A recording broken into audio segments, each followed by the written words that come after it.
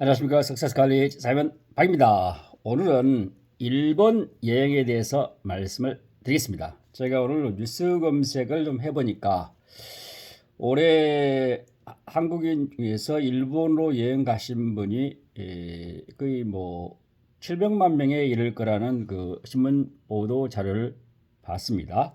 이는 일본을 방문하는 관광객 중에서 28% 정도니까요. 거의 뭐 3명 중에 1명은 한국인, 일본에 가는 외국인 관광객 중에서 한국인이라는 결과가 나왔습니다. 뿐만 아니라 올해 2023년 한국인 그 외국으로 출국한 아웃바운드 관광객이 한 2천만 명쯤 되는데요. 그 중에서 뭐 거의 700만 명이 가니까 3명 중에 1명은 일본을 간다. 물론 반복적으로 가신 분이 있기 때문에 그걸 뭐 통계를 잡기는 그렇지만 대략 3명 중에 1분은 일본을 간다 이렇게 통계가 말해주고 있는 것 같아요. 그것은 이 부분에 대해서 제가 몇 마디 여러분과 함께 공유하고 싶습니다. 결론을 먼저 말씀드리자면 너무 편중돼서 많이 간다 이렇게 말씀을 드리고 싶어요. 너무 한쪽으로 편중돼서 간다 이렇게 말씀을 드리고 싶습니다. 일본으로 가는 이유는 여러 가지가 있겠습니다. 첫 번째는 지리적인 근접성이죠. 아주 가깝습니다. 가까워요. 어떤 것은 비행기 뭐 1시간 2, 30분이면 다 도착하는 것도 있고요. 도쿄 같은 경우는 2시간 정도 가야 되죠. 뭐 거의 2시간 반 이내에 다 도착할 수 있는 아주 가까운 곳에 있는 것은 사실이고요. 두 번째는 상대적으로 거리가 가깝기 때문에 뭐 여행 요금 중에서 많은 부분을 차지한 부분이 항공 요금이죠. 그래서 비용이 저렴합니다. 또 하나 여기다가 또 우리가 좀 이게 크게 도움받는 것은 현재 일본의 엔화가 사상 최저로 떨어졌죠. 최근에 물론 좀 올라갔지만 2023년을 돌이켜 보면 일본 돈 가치가 가장 낮아서 우리나라 한국인들이 가가지고 돈을 쓰기에 썩 좋은 곳입니다. 환전해서 갔으면은 좀 편한 곳에 갈 수 있고요. 세 번째 이유로 봤을 때는 문화적인 측면 또는 음식, 치안 이런 것이 문화가 우리와 비슷하고요. 그 생긴 미소도 비슷하고 사는 방식도 비슷하고 음식도 우리의 구미에 맞죠? 맞습니다. 그다음에 상대적으로 일본이 다른 어느 나라에 비해서 치안이 안정되고 안전한 국가죠. 그리고 또 저도 여행을 한 2번 해왔는데 일본 사람들이 친절합니다. 거기에다가 또 하나 제가 여기서 여러분과 함께 공유하고 싶은 것은 일본 사람들이 상대적으로 한국인에 비해서 영어를 못합니다. 그래서 한국인들이 가가지고 영어 스트레스를 안 받을 수가 있어요. 스트레스 안 받습니다. 이른바 우리 콩그리시를 한다든가 브로큰 잉글리시를 해도 별로 큰 부담이 되지 않고 일본 사람 우리가 더 못하잖아 하면서 뭔가 영어에 대한 우위를 가지고 우위감이라든가 이런 거 있어요. 그래서 편안한 마음으로 여행할 수 있나 그런 생각을 해 보겠습니다. 아까 말씀드렸던 그 엔화 가치가 떨어질 뿐만 아니라 물가가 상대적으로 일본이 선진국이라고 알고 있는데 물가가 의외로 저렴해요. 그래서 가서 자기가 가지고 와 있는 돈이라든가 크레딧 카드, 신용카드를 쓸 때 훨씬 더 이렇게 뭔가 내가 뭐가 얻은 것 같은데 이익본 같은데 그런 마음을 가져서 일본을 좋아할 수도 있겠습니다. 거기에다가 우리 지금 현 정부하고 일본의 기시다 정부죠. 윤석열 대통령 정부하고 기시다 자민당의 수상이죠. 정부 간에 이렇게 그 한일 관계가 예전에 비해서 훨씬 호전돼서 양호해서 양국이 서로 이렇게 교류하는 것이 혹시 늘어나지 않나 그런 생각이 됩니다. 이건 좋은 현상이죠. 또 하나 이제 마지막으로 말씀드리고 싶은 것은 이런 수요가 있어서 그러는지 대한민국의 항공사들이 있죠. 특히 저가항공사, 중소항공사들이 많은 노선을 일본에 개설을 해서 접근성이 훨씬 좋아지고 또 여행사도 수요가 많기 때문에 많은 상품을 개발해서 일본 상품을 판매하고 있어서 일본을 가는 사람들이 많다. 이렇게 이야기할 수 있겠습니다. 여기 신문 기사에 보면 뭐 너도나도 일본 여행 세 사람 중 한 사람 뭐 일본 가보니 세 사람 중 한 사람은 한국 사람 같아. 여기저기 한국말만 들려. 이런 그 표현이 있어요. 이것이 나쁘다는 것은 아닙니다. 그런데 저는 이제 관광학을 전공했고 지난 30년 동안 거의 관광 학과 교수로 지금 재직 중입니다. 뭐 시간 강사를 포함해서 30년 정도 하고 있는 것 같아요. 그런데 제 경험에 비추어 봤을 때 또 제가 그 관광학자로서 봤을 때 여행은 이제 관광 목적지 선택을 할 때 저는 이렇게 봅니다. 과거로 여행, 현재로 여행 또는 미래의 여행 이렇게 제가 가지고 있는 개념이 있어요. 과거라는 것은 경제적으로 사회적으로 우리보다 좀 뒤처진 국가, 이른바 개발도상국일 수도 있고요. 뭐 예전에 후진국이라 썼는데 좀 경제적으로 좀 시간차가 있는 국가들 있죠. 경제적으로 못 사는 국가일 수도 있고요. 또는 현재의 여행은 우리와 경제 수준이 비슷한 국가. 사회 발전 속도라도 문화 발전 속도, 기술 발전 속도, 그다음에 이제 경제적인 척도가 비슷한 국가이죠. 그다음에 세 번째는 문화적으로나 사회적으로, 정치적으로, 경제적으로, 정치적으로 우리보다 좀 앞서 있는 국가라고 하는 것을 미래여행이라고 이렇게 개념을 정의하겠습니다. 과거 여행, 현재 여행, 미래 여행. 그런데 저는 이제 관광학자로서 관광학자 입장에서 봤을 때는 우리에게 뭔가 호기심을 자극하고 뭔가 배우게 하고 어떤 경우는 우리를 또 겸손하게 하고 또 현재 있는 우리의 사는 대한민국에 대해서 감사함을 느끼게 하는 것은 과거로 여행이나 또는 미래 여행을 해야 된다고 생각을 하는 사람입니다.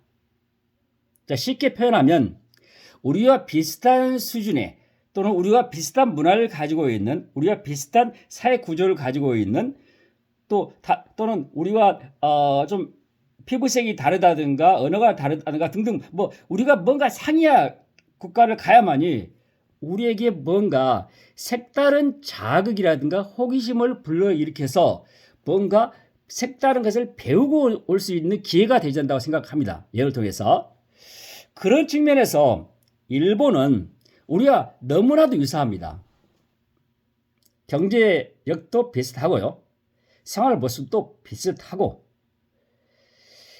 그렇게 배울 것이 없다가 아니라 그저 비슷해요. 그래서 여행을 통해서 무엇을 배울까 이런 생각을 하는 측면에서 좀 한국이 지나치게 일본에 많은 가는 것에 대해서 한번 생각을 해봐야 되지 않나. 그런 개인적인 생각을 갖고 있습니다. 저는 1989년 이른바 해외여행 자유화라는 것이 시행됐습니다. 그때 해외여행을 다수 했던 경험을 갖고 있습니다.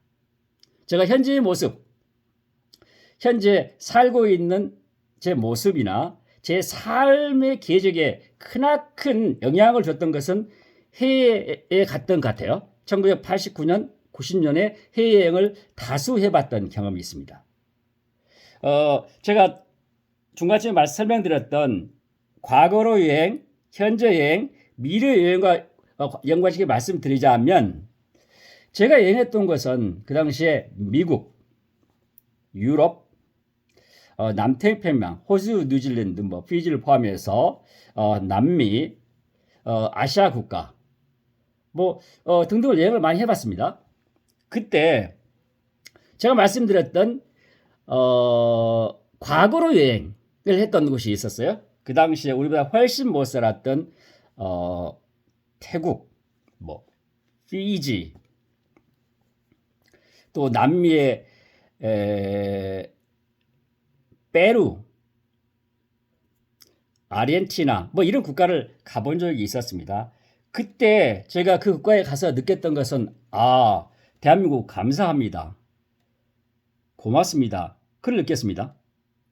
무슨 의미냐면 우리가 당연시하다고 생각했던 그 인프라가 전혀 구축이 안 돼 있고 우리가 당연하다고 생각했던 서비스라든가 이런 시스템이 구비되지 않은 나라에 살고 있는 국민들을 봤어요. 그래서 그 당시에도 대한민국이 그렇게 아주 잘 살지는 않았지만 중진국 내외랬지만 대한민국 참 좋은 나라구나.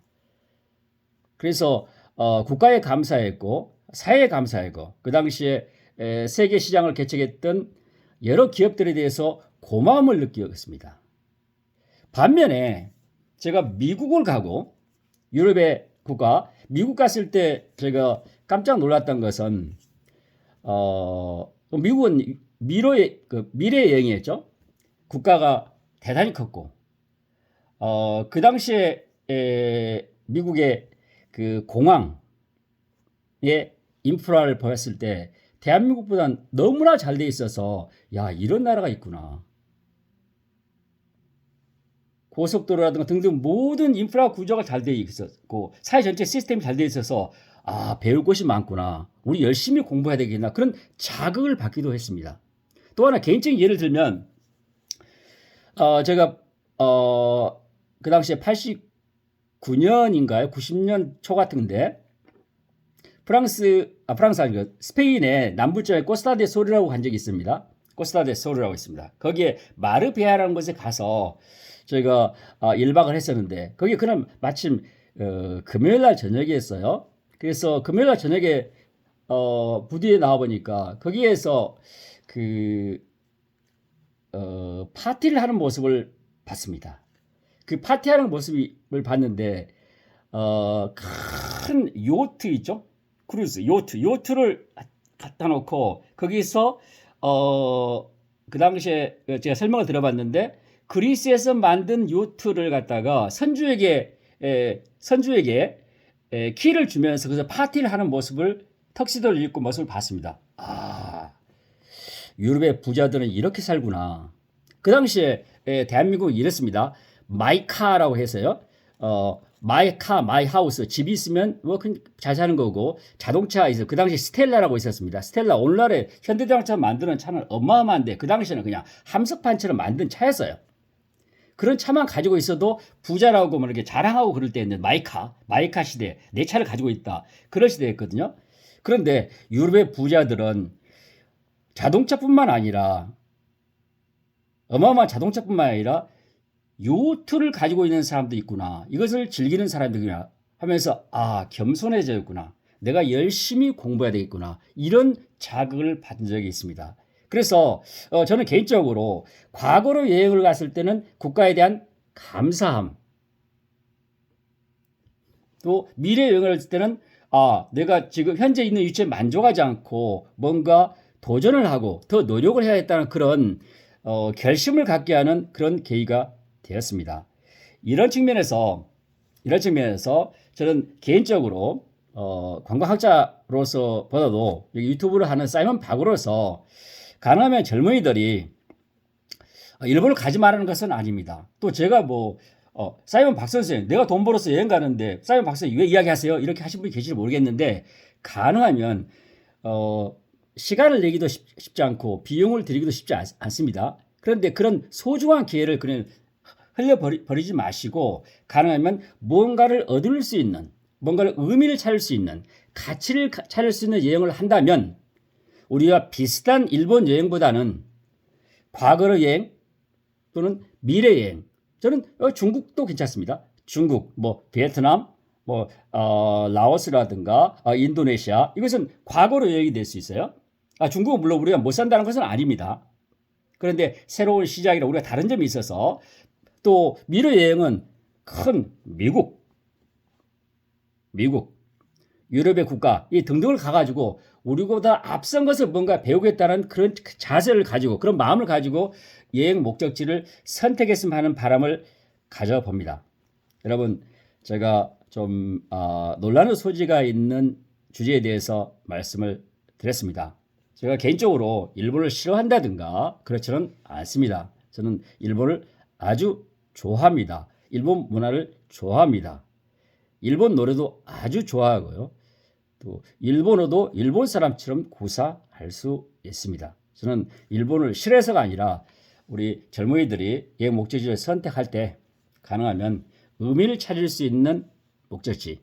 다시 말해서 우리와 뭔가 다름이 있는 곳에서 호기심을 자극하고 뭔가를 배울 수 있는 그런 목적지로서 목적지를 생각한다면 일본보다 다른 대안 목적지를 찾지 않을까 생각을 해봅니다.